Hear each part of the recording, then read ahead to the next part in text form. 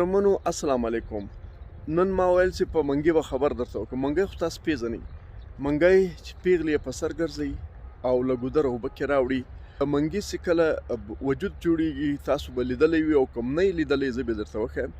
منګی د دې لپاره اول خاوره پیدا کیږي، هغه خاوره چې په هغه کې ډېر طاقت وي.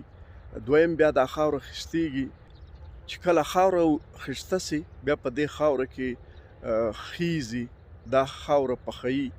له هغه وروسته بیا هنرمند په ډېر هنر له دې خاورې منګی جوړ کړي او کله چې منګی جوړ سي دا لمر ته کېږدي، لمر په تیر سي، له هغه بعد یې د اور بټۍ ته اچي.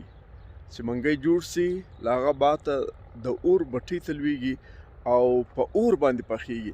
تقریبا 40 ساعته منګي ته اور بلیږي چې د منګي وجود له دونه سختیو له دغه لمبو له اوره تیر سي، بیا یې پیغلي په سر ګرځوي یا یې په غېږ کې ګرځوي، ګودر ته یې وړي راوړي.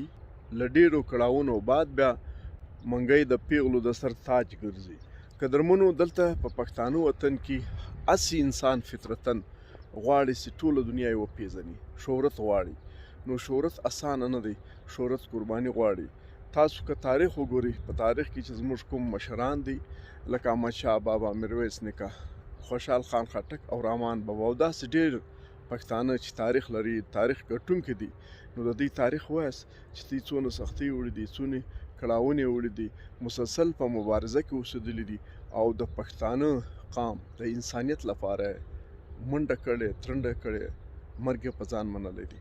نو دلته چې کوم پښتون سار له موره پیدا سي، ماخستن ته یې دا خواهش وي چې ټول جهان به مې پیژني، یعنې ټول جهان باید ما وپېژني. نو په چیش دې وپېژني، څه دې کړي دي؟